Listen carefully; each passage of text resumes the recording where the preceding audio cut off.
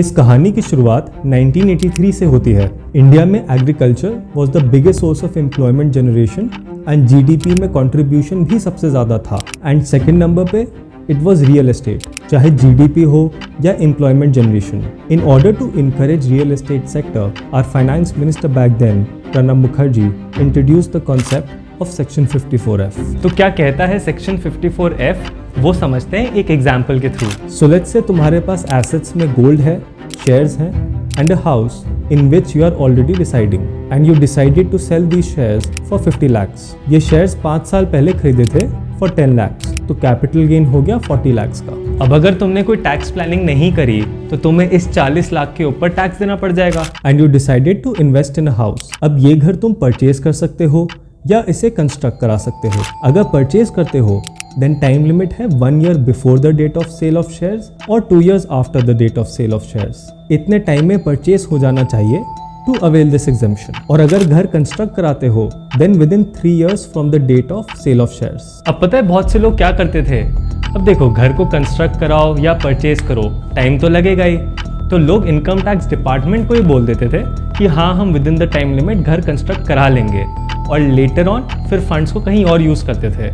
अब income tax department थोड़ी ना ट्रैक रख पाएगा कि भाई आपने ये फंड्स को 2 साल बाद 3 साल बाद कहाँ यूज़ किया। तो अब डिपार्टमेंट कैसे ट्रैक करे कि फंड सही जगह यूज़ हो रहे हैं या नहीं। इसीलिए जिस साल ये शेयर्स बेचे थे उस ईयर की इनकम टैक्स रिटर्न फाइल करने से पहले ये पैसा तुम्हें कैपिटल गेन अकाउंट स्कीम में डिपॉजिट कराना पड़ेगा। फिर जैसे जैसे फंड्स की रिक्वायरमेंट होगी तुम वहाँ से विड्रॉ कर लेना। इस CGS के ऊपर I already have a separate video, so if you want to know more about it then you can check it out. Link तुम्हें डिस्क्रिप्शन बॉक्स में मिल जाएगा। नाउ इन टोटल तुम्हारे पास 2 घर हो गए, एक जिसमें तुम ऑलरेडी रह रहे थे एंड दूसरा जो अभी नया खरीदा। देखो इस चीज़ को ध्यान से समझना, ये एग्जेम्पशन उन लोगों के लिए इंट्रोड्यूस करी गई थी जिनके पास ऑलरेडी अपने नाम पे कोई घर नहीं है या मैक्स टू मैक्स एक घर है। इस एग्जाम्पल में तुम्हारे पास ऑलरेडी एक घर था और तुमने दूसरा लिया, कोई प्रॉब्लम नहीं है। या अगर ये घर नहीं होता तो भी चल जाता, बट वहीं अगर तुम्हारे पास ऑलरेडी 2 घर हैं एंड तीसरा लेना चाहते हो देन सेक्शन 54F की एग्जेम्पशन नहीं मिलेगी। बट इसका लॉजिक क्या है? गवर्नमेंट को कहीं ना कहीं बैलेंस भी तो बिठाना पड़ता है।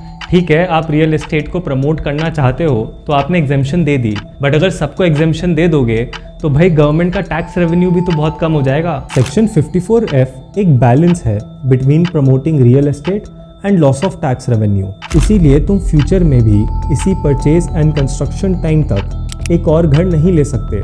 एक घर जो ले रहे हो उतना बहुत है। अगर एक और लिया इस टाइम ड्यूरेशन में तो एग्जेम्पशन विड्रॉ हो जाएगी। नया घर तो ले लिया, अब इसे बेच नहीं सकते फॉर नेक्स्ट 3 years, जिसे टेक्निकली लॉक इन पीरियड बोला जाता है। अब यार तुम खुद सोचो, जो बंदा जेन्युइनली घर खरीदता है वो उसे 3 साल के अंदर थोड़ी ना बेच देगा। तो ये लॉक इन पीरियड एक प्रिवेंटिव मेजर है कि इस एग्जेम्पशन का कोई मिसयूज ना हो। और अगर बेच दिया देन जो एग्जेम्पशन पहले ली थी वो विड्रॉ हो जाएगी एंड उस पर टैक्स देना पड़ेगा। तो एग्जेम्पशन विड्रॉ होने के 2 तरीके हैं।